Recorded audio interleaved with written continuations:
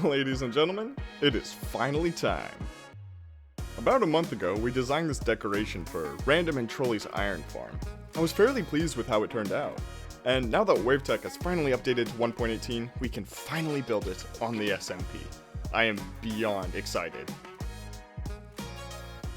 Here we can see this little perimeter has been dug out and it's primed and ready for a floor pattern, a farm, and most importantly, the decoration.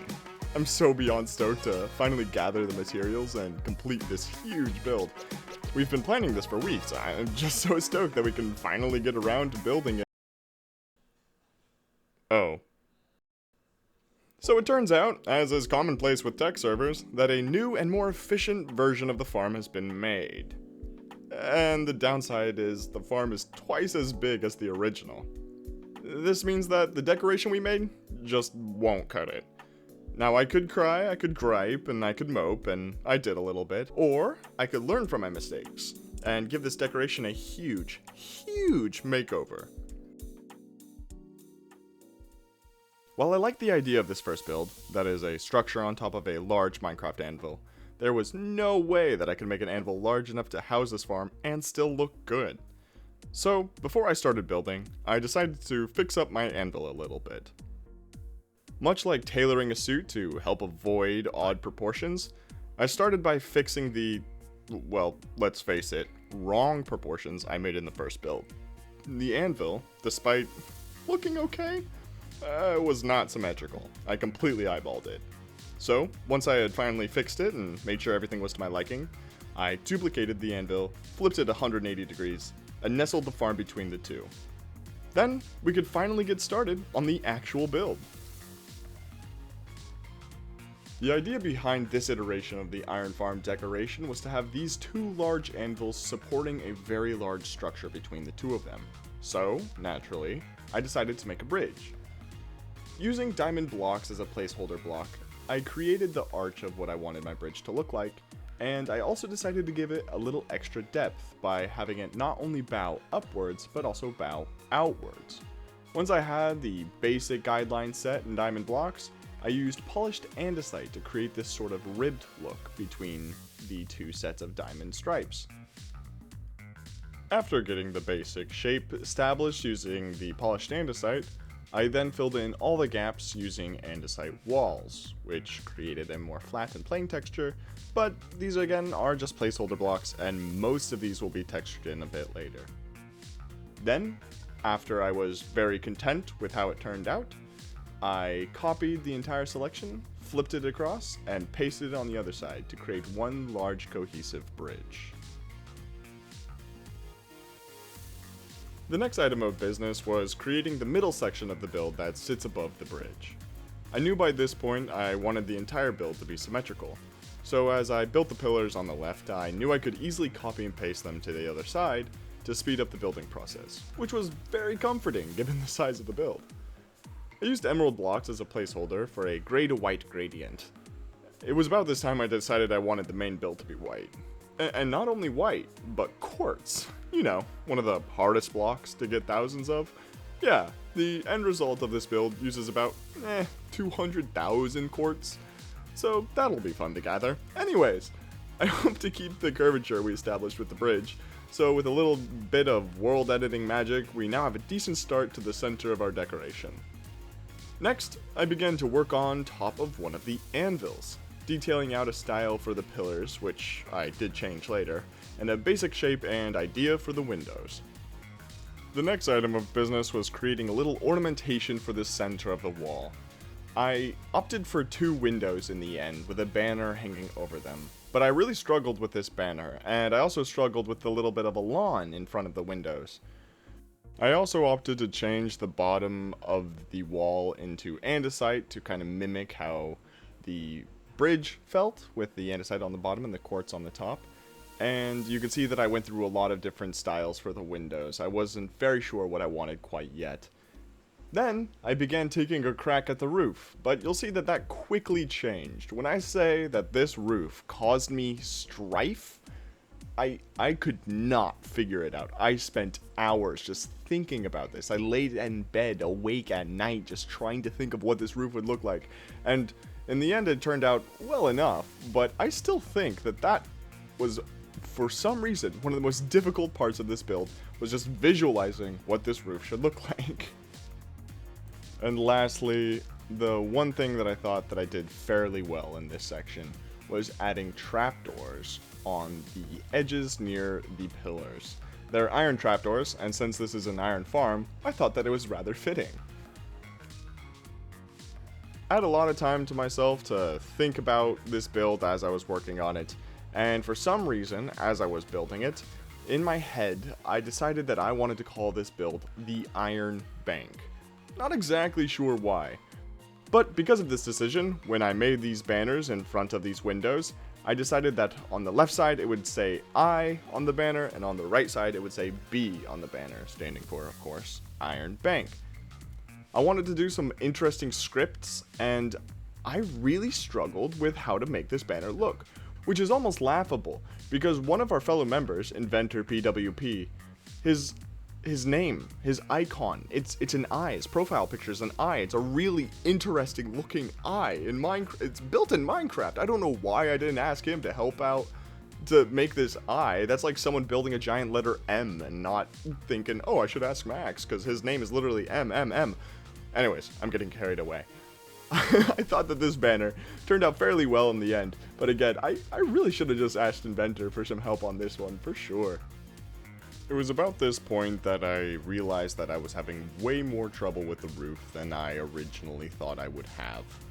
So, to try to combat this indecisiveness that I was experiencing, I decided to try to finish all the walls on all 4 sides of the building.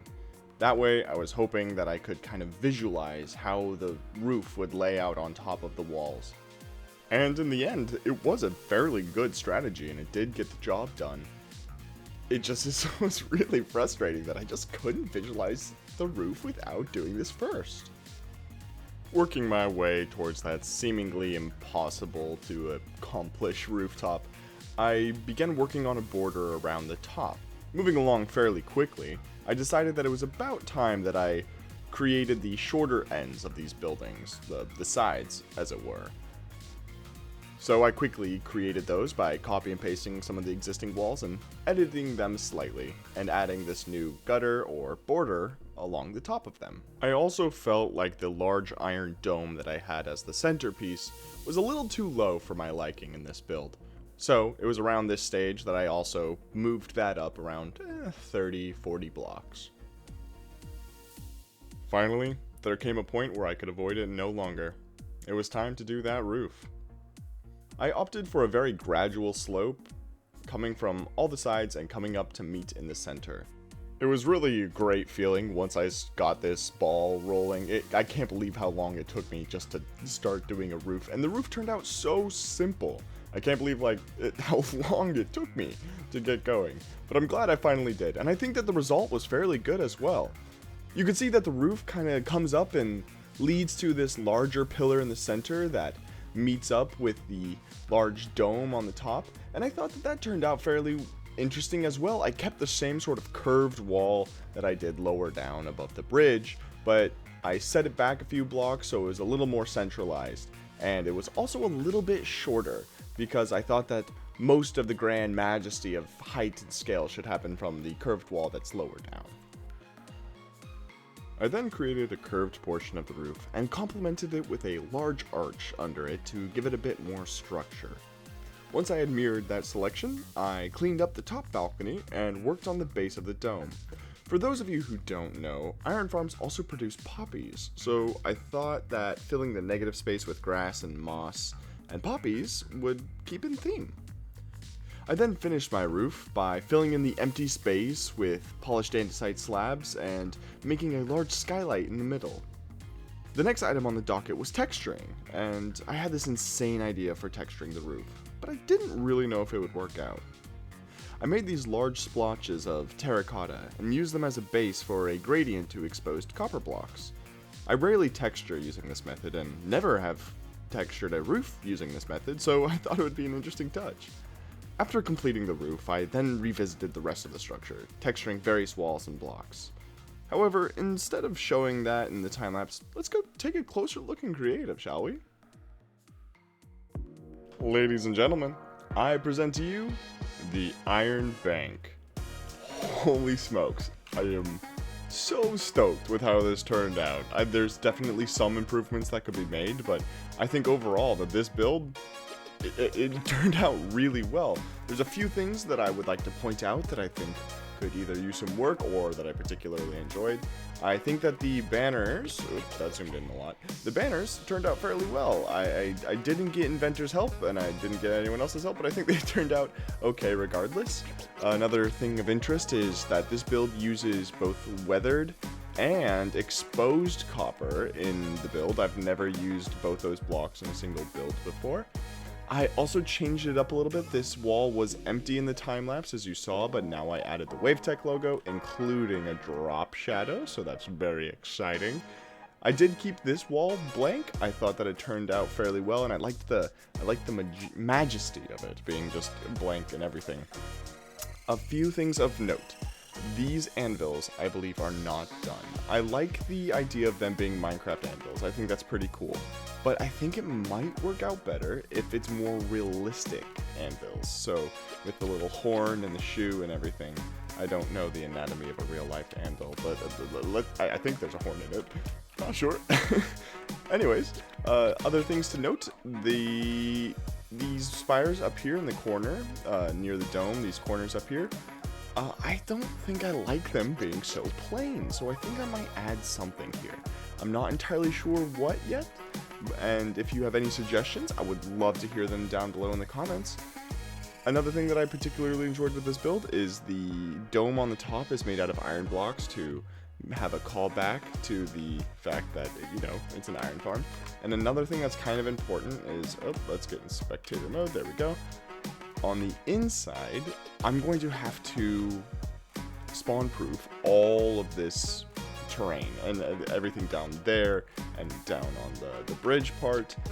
I think that I need to do that because I believe iron golems spawn within a 16 radius of a village, and the villages, the farm itself comes almost all the way up to this wall. So I have to spawn proof everything. And one last thing I might change is the text on the outside still says iron on one side, but I think I might make it so it says iron on one side and bank on the other, just to kind of drive home IB. Oh man, those are backwards. Oh gosh, I'm gonna have to go fix that. Oh no. Totally lost my train of thought. But yeah, have it so it says iron on one side and bank on the other side. Also, I like the addition of these poppies, even though they're super saturated. And I think that having them down there works as well. And I might include them on these little lawns. I currently have nothing there, but I think that having poppies in those lawns would be nice. Also, the texturing here is pretty intense. There's smooth quartz blocks, and quartz bricks.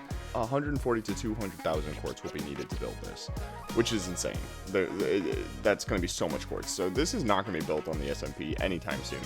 But I will make sure that we start oxidizing copper and that we start bartering or trading with villagers to get all the quartz, and eventually we'll be able to build this on the SMP, and I'm so beyond stoked to actually do that.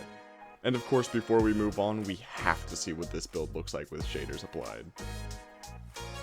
Oh, I did not doubt it for a second. That, holy smokes, if that's not screenshot and thumbnail material, I don't know what is. Oh, that is really nice. And the gradient on the roof looks so much better with shaders applied, and the nice shadow coming across from the ridge, and the banner has like more depth. Oh, this is so much better with shaders on. I love this.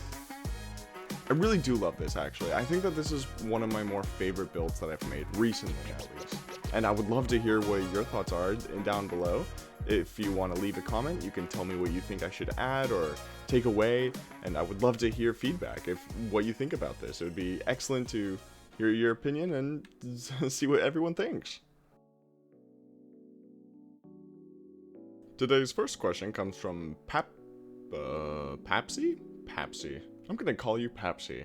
Comes from Papsy asking, when is the Easy Place video coming out? For those of you who don't know, I was planning on making a video about the pros and cons of a little tool in Minecraft called Easy Place, and I do hope to still have that done very shortly. I'm thinking that might be a summer project. I plan to do actual legitimate research on the subject before giving my opinion on the matter, but I hope that'll be done by the end of the summer, so don't you worry. The next question is from Marie. Always good to see you sticking around, man. Asking if we could potentially be spared Harold's wrath if I added a idol of him to the top of the basalt farm. And I'm sorry, Arich, but the answer is no. None will escape. None can escape. We're all doomed. It's all dark in the end. And as always, if you have any questions about me or Wavetech, just drop a comment down below and I will answer them in a following video. And it's that time again, everyone. Ta-ta!